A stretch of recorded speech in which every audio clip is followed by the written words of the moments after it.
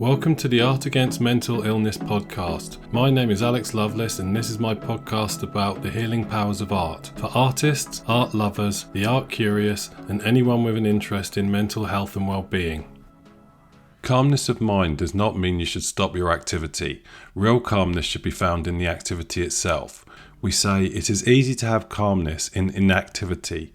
It is hard to have calmness in activity. But calmness in activity is true calmness. Shunryu Suzuki, Zen Mind, Beginner's Mind. Real wisdom is the ability to understand the incredible extent to which you bullshit yourself every single moment of every single day. Brad Warner, Sit Down and Shut Up. Punk rock commentaries on Buddha, God, truth, sex, death, and Dogen's treasury of the right Dharma eye. Zen Buddhists set a lot of stock in sitting still. The word Zen itself derives from the Chinese word Chan and basically means meditation. Zen Buddhists refer to meditation as Zazen, which translates to sitting Zen or sitting meditation. To them, the act of sitting and shutting up is the very act of engaging with the universe, of interfacing with infinity, communing with God. When you practice Zazen, you're at one with all beings. In fact, you are all beings. Meditation in the Zen sense means hitting the pause button on your body and mind. Taking some time to free your mind of the thoughts that bind us to reality with all its prickly, sticky messiness. When you meditate properly, you are not thinking no thoughts, you are simply not thinking, you are just being. But you don't have to sit still to achieve this. According to Zen, you are in Zazen at all times. You are always at one with the universe. It's just that when you're out and about in the big wide world drinking coffee and tapping manically at your phone giving someone a sick burn on the socials, you're unable to recognise this. You're too busy with petty distractions. Only when you sit down, shut up and clear your mind for a few minutes can you experience true reality. But reality exists in the background while you exist in your state of perpetual delusion. You just have to stop ruminating on that weird comment your friend made yesterday and notice what's going on right now. This is often referred to as mindfulness, and it's a word that's been so used and abused over the years it's become almost meaningless. But it does have meaning. It means you are present. Ideally, in the purest sense, this is something you should practice as much as possible. You should commune with the universe wherever possible, as we shall see. It's good for the body and mind. But for those of us who suffer chronic mental illness, its value and purpose is much more practical and arguably more essential. To understand why this is, we need to rewind a bit to the glorious neuroscience of the prior episode in this series. So if you listen to part 1 of this series, you might remember that I talked about homeostasis. If you don't remember this, then that may mean that you didn't listen to part 1, therefore you should probably go and do that, since otherwise this episode probably won't make much sense.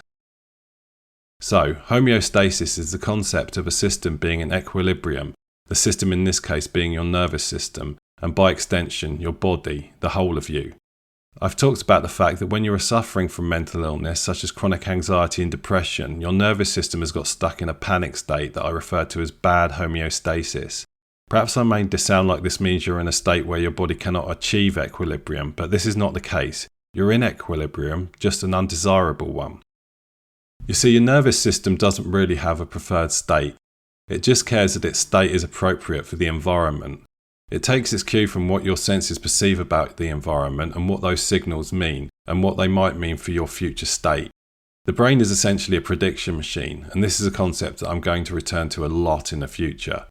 Your mind has a model of the world as perceived by you, and makes predictions about future states, usually the most imminent future states. Essentially, it makes some assumptions based on past experience about what might happen next. So if you walk into your bedroom, your brain's model has this room containing a bed before you enter. If instead of a bed there is a large pile of Lego bricks where your bed should be, then you'll experience surprise, which is what happens when events in reality don't match the range of events our brains consider possible. If instead you walk into your bedroom and see your bed merely strewn with Lego pieces, you will still be surprised, but much less so, since in this scenario you have kids who have Lego and a habit of playing with said Lego in places you'd rather they didn't. Conversely, if you walked into that room and were presented with vast vistas of sand dunes and giant sandworms battling spacecraft, then you'd be very surprised indeed, unless, that is, you have a giant screen in your bedroom and someone is in there watching Dune. Your nervous system sets its equilibrium to whatever state suits your environment.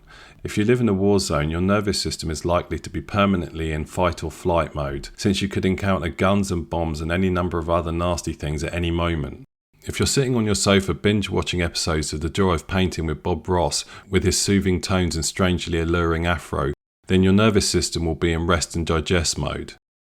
All of this is exactly as it should be. Being stuck in fight or flight mode is likely an optimal response to being in a war zone, since being ready to flee is arguably the optimal state for such situations. Yes, being constantly stressed is bad, but being captured, maimed or dead are all arguably worse.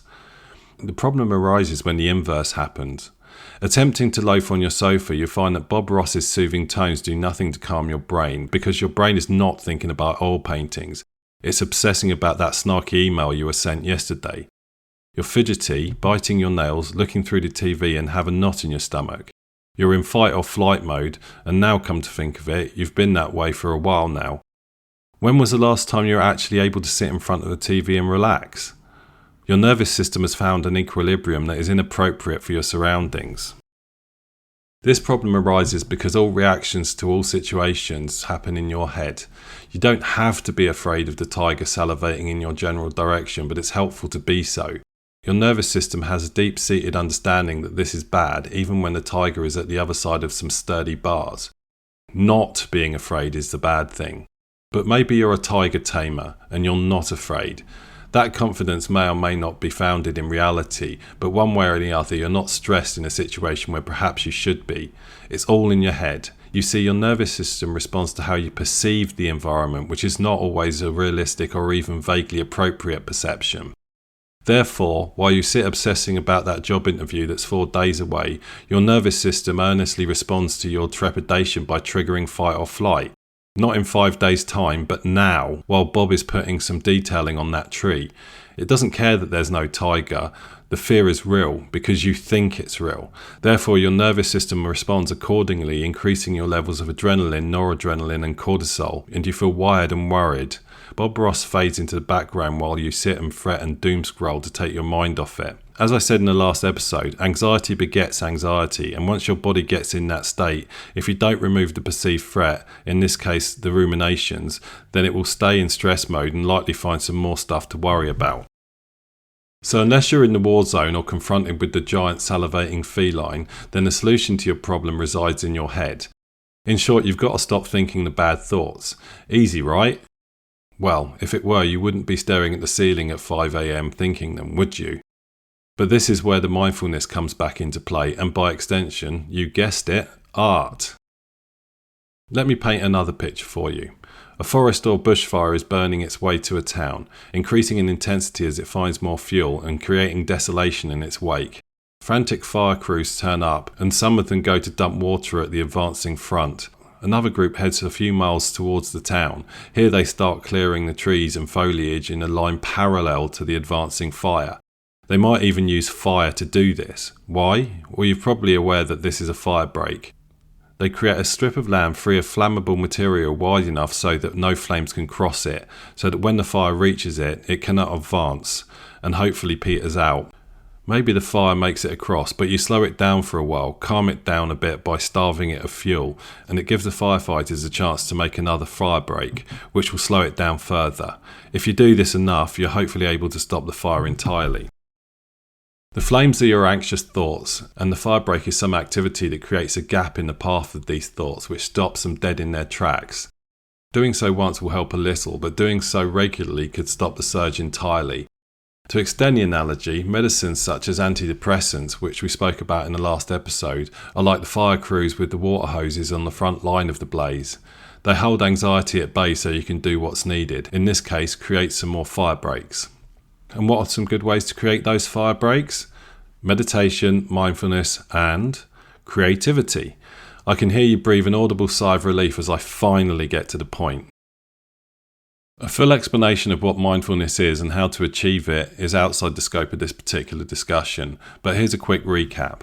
According to Wikipedia, mindfulness is the cognitive skill usually developed through meditation of sustaining meta-attentive awareness towards the contents of one's own mind in the present moment. Well, that's pretty clear, right? Put more simply, but perhaps less succinctly, mindfulness is the state of being mentally present in the now.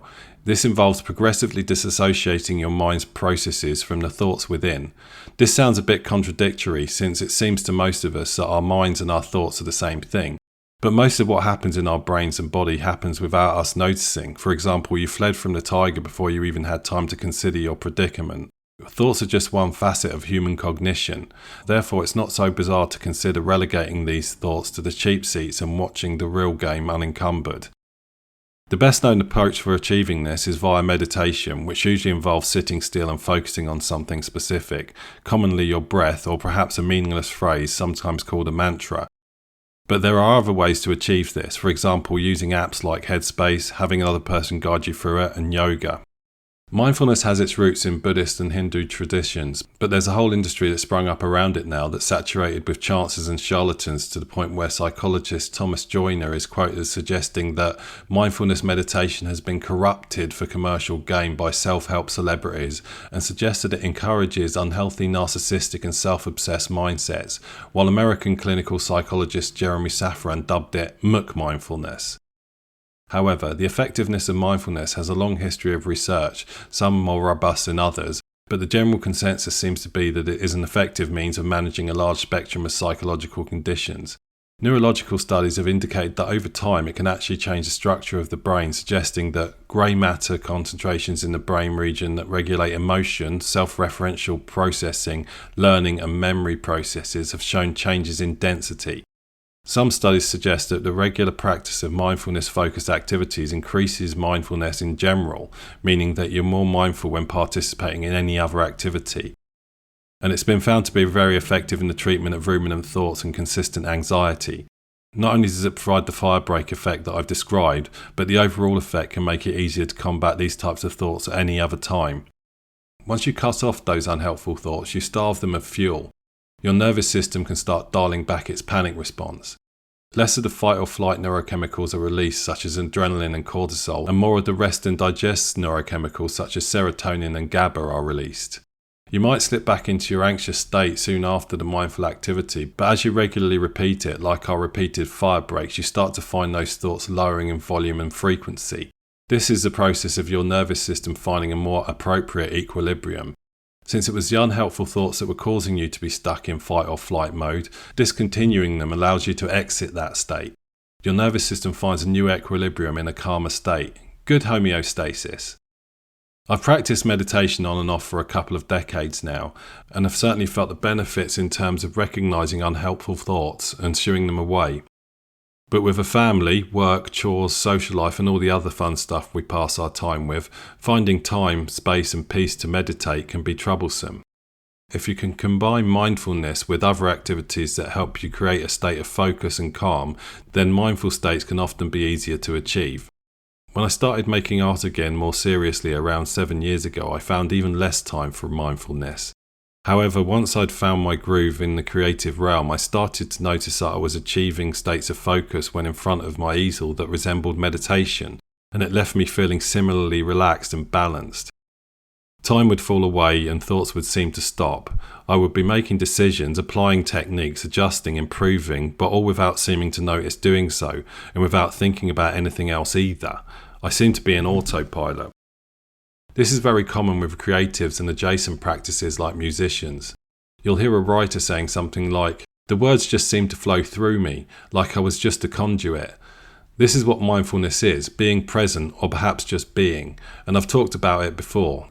The state of focus that you get into when you're fully absorbed in the creative process is called flow, and it's the state that most, if not all, creators spend their time trying to achieve. I frequently achieve it when writing these episodes, including this one. I started off this series assuming that it was going to be a single episode. Thanks in part to flow, I'm in the process of realising that probably this needs to roll on to yet another episode. By just letting my thoughts flow, I realised I had a lot more to say on this subject than I'd previously thought. This is just another effect of such states. When you get out of the way of your subconscious, when you stop trying to force yourself to think, to create, it can just spill out naturally, and you'll be surprised what you can achieve. Another aspect of flow is the desire to just keep going, to surf that wave for as long as possible. However, I need to get off and give you all a break. I've got other things I'm supposed to be doing, and the longer the episode, the more time it takes to record and produce, and all that stuff is much less mindful. I've been promising an episode on flow since I started recording this podcast, and now it looks like I might finally get to it. I think this is me committing to it, and as I've said before, I hate disappointing people. Will it be the next episode I release? Maybe, maybe not. You'll just have to turn up and find out. I'd also like to expand my thoughts on the probabilistic brain and how this relates to the creation and consumption of art, movies, TV, and the arts in general. That may also get included in the next episode, or maybe there will be a fourth part. I know, the suspense is killing you. One last thing. Having documented my departure from Twitter in the last episode, I've just joined the ex-nemesis, Blue Sky, which seems like a much nicer place. My handle is Alex Loveless Artist. Once you've followed me on there, please go and like and repost all of my other posts if you would be so kind. This stuff really helps new people find me. Thanks. I'll see you soon.